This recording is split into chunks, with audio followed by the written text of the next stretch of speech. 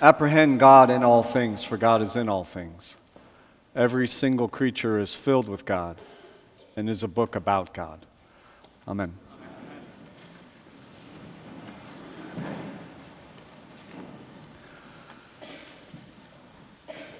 Well, I'm not sure if you know this, but St. John's has two of the only green spaces in downtown, right here, right on our property. One is the new prayer garden that you'll hear more about in the future to come. And the other one is right out here in the courtyard. And in the middle of the courtyard is a labyrinth. Are you guys familiar with labyrinths? Just 3 or 4 of you. So the labyrinth is this great spiritual tool. It's an ancient spiritual tool, and we really are blessed, lucky, whatever word you want to use, to have it. It's really awesome. And I like to use it quite frequently. And I especially like to use it when it's my turn to preach.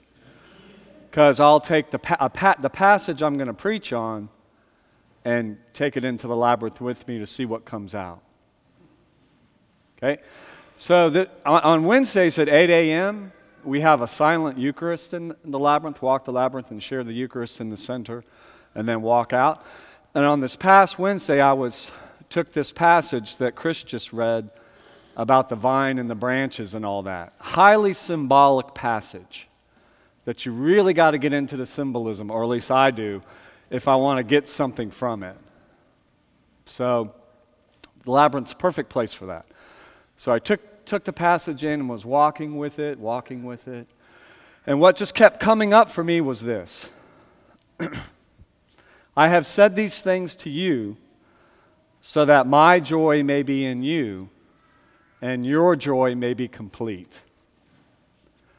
I have said these things to you so that my joy may be in you and that your joy may be complete. So that whole passage, all the stuff about pruning, all the stuff about burning, all the stuff about abiding, is leading to this, so that the joy of Christ be in us, and that joy be continued to make more whole and complete. So you get that? So the same joy that Jesus experienced in his life is given to you and me. It's in you. It's in me, the passage says. And it's being made whole. The joy that is within us is from Christ. And it's being made complete.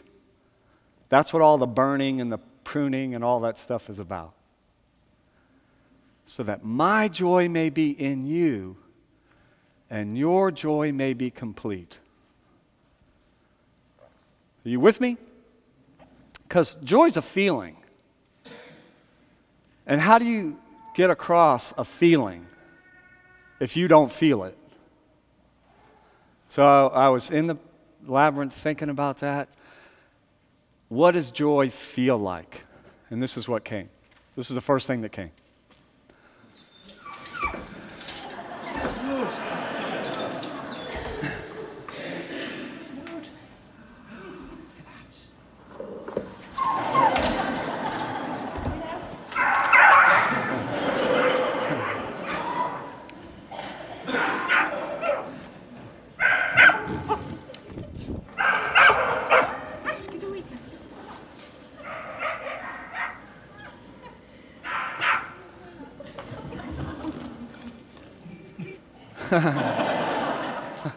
Okay, so there you go. There's joy, right? Just this overwhelming exuberance for life. But as I kept walking, I thought, well, but is that just for dogs? I mean, you don't see a cat. A cat would never do that.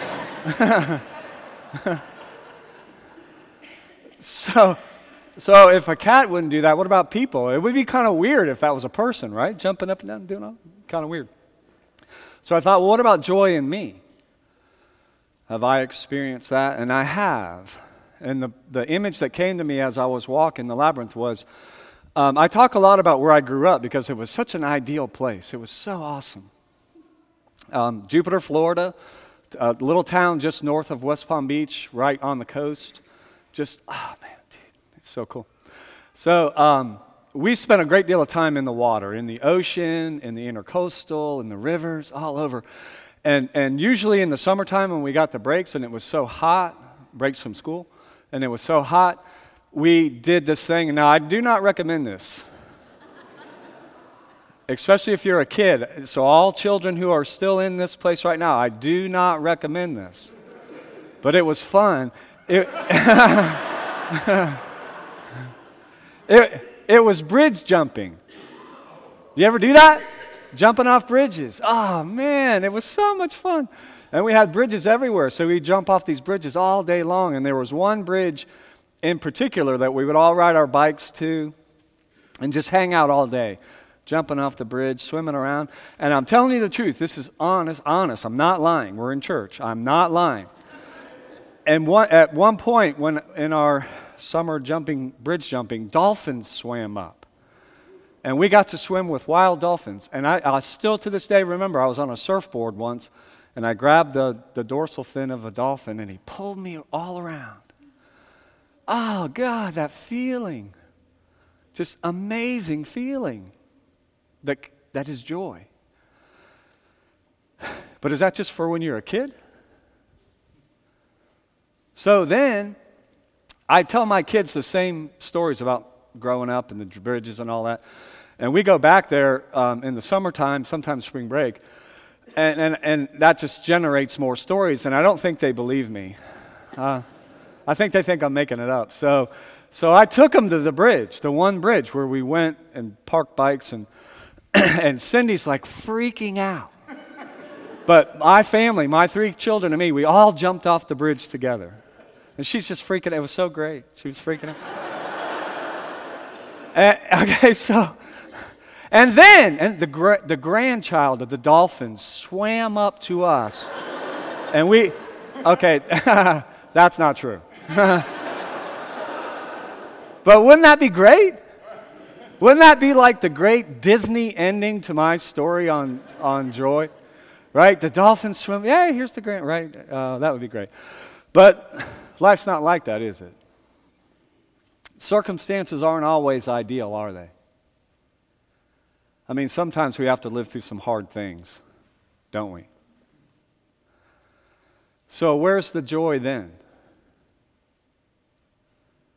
You see, what the passage says is Christ's joy is in us, being made complete. So if the joy is in us, where does it go when times are hard? And I really was thinking about that this past Wednesday because my daughter and I ended up spending about 3 hours in the emergency room. Did you ever go to the emergency room? Joy is not the word that comes to mind, right? I mean, now just so you don't worry about my daughter, her name's Kaylee, she's fine, and it ended up being a pretty severe migraine, and she'd never had that before, and it affected a lot, okay? But she's fine. But while we were sitting in the emergency room, not 100% sure what was going on. And all I could feel inside of myself was fear and annoyance. And then there was anger as I was watching all the people that were just flooding in, or seemed like they were flooding in. So where's the joy? And this passage is just working me all week long, and it was working me as I sat there. It's like, where's the joy in this? If the joy's in me, where is it? And through feeling the frustration and all that stuff, we waited and waited and waited, and finally got taken to the back where she was put on a gurney, and we waited a little bit more. And while we were sitting there was a guy sitting right next to where she was, and he must have weighed 350. You know, he was a big dude. And he'd been there before. And the nurse came up to him. And I was thinking maybe they're going to say, golly, I mean, why are you back here? But she didn't say that. She said, oh, I remember you. I'm so sorry that you're back here so soon. What can we do to help you? And then the next nurse came. It was a man, and he said, yeah, I remember you. God, we really need to get you better, don't we? And there was just a glimmer of that inner sense of joy. And now, by joy in this way, it's not like the dog jumping. Joy in this way is that deep, intense feeling that's like a calm delight. That deep, intense feeling that's like a calm delight that eventually will lead to an internal disposition toward life. That's a big explanation, but that's what I'm talking about. And then, as we're sitting there, a male nurse comes to my daughter. And so I'm sitting there looking at my daughter who's struggling. I mean, my daughter. Just a blink ago, she was 2 years old. And I was hoping nothing bad ever happened to her.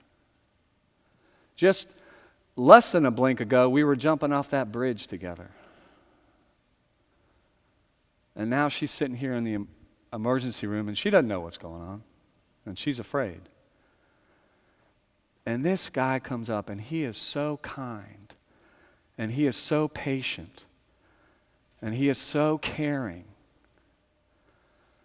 that it opened up that inner delight. I mean, I delighted in this guy for all that he gave my daughter.